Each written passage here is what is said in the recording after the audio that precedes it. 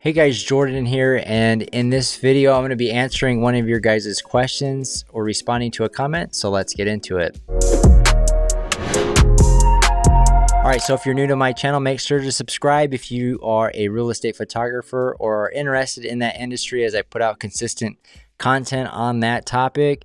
Today's question, and this one's kind of a lengthy one, and I know if you guys are watching this video on an iPhone and the text is very, very small, so maybe give me a suggestion whether or not I should display these or not. But anyways, you see how small this looks if you're on your iPhone. But anyways, John, thanks for your comment.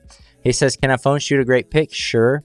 But a camera in a phone is just that. Some realtors have shot their own listings long before the latest iPhone technology, and you could always tell the difference between a cell phone versus a professional shoot. The busy, productive realtors don't have the time anyway to shoot themselves, but they also know the value of having their listing displayed in a professional way. This is only accomplished through means of professional setup. So until iPhone develops an iCamera with iPhotographers, there's no comparison. iPhotographers, that's an interesting concept. But put my D4S 1530 with appropriate lighting, post editing up against anything that you can make a phone call on. Anyways, yeah. This is a very I talked about it in another video about why I don't think that real estate agents should take their own pictures. Some do because they think they're saving money. But in my opinion, it's one of the worst decisions business-wise as a real estate agent. Not only is it a bad use of your time, you should be out prospecting and trying to get new listings if you're serious.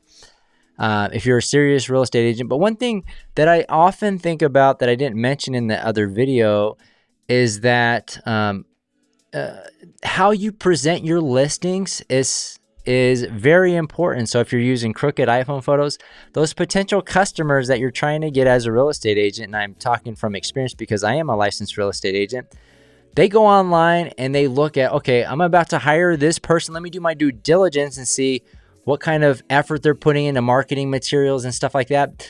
So what is a potential customer of a realtor going to see when they're looking at the agent's profile and look at some of their past listings and they see a bunch of crooked iPhone pictures versus another real estate agent that they're potentially considering with professional photos on their profile? So, 9 times out of 10, that homeowner that's interviewing multiple agents is going to go with that one that does, spends that extra $100, $200, $300 on marketing the property correctly, especially in a market like today where homes aren't flying off the market like they have over the past couple years. It's really important to have a great presentation online to make your listing stand out from the listing down the street, because that could be the difference between selling and not selling your property. Obviously, outside of pricing a property correctly, I think that online presentation is probably the second variable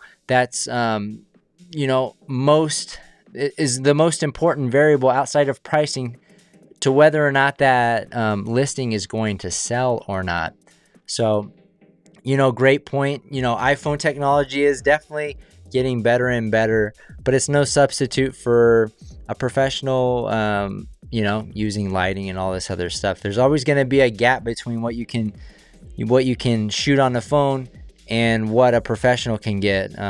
Today, I think an iPhone picture, that a realtor can take on an ultra wide lens is better than professional photos 20 years ago. But, how has the professional environment as well progressed, right? So as they progress, there's always going to be a gap between cell phone technology and professional equipment. And that's why, at the end of the day, real estate photographers and in business in general, you get paid for bringing value to the marketplace, right? And as a real estate agent, you get paid, that marketing, that, all the resources, time, effort, energy you put behind your listings is very important. And I think potential customers and homeowners are going to see right through you if you're trying to skimp and shooting cell phone pictures. I think, it's not good for your business long term, right? Because if you lose one listing during a year, because somebody said, you know what? I don't want you to list my house because you have cell phone pictures over here and this person has professional. I'm going to go over here. That's a net loss on a $400,000 house, $12,000 loss for you. And then somebody else that marketed correctly, they got that business. So that's a plus 12 for them. So anyways, that's obviously assuming that it's priced correctly and it sells. But, that's part of the game. I think it's important for real estate agents to really focus on prospecting and getting that next listing instead of, I'm going to do everything on this. Now, if you're a one-off agent and you only do one job a year, you might not have the resources to really invest too much, but I think you got to invest money to show how you're presenting your listings online, so it makes it easier to get listings in the future from others. So anyways, that's my thoughts on the topic. If you got value, make sure to hit that like button, and we'll see you guys on the next one.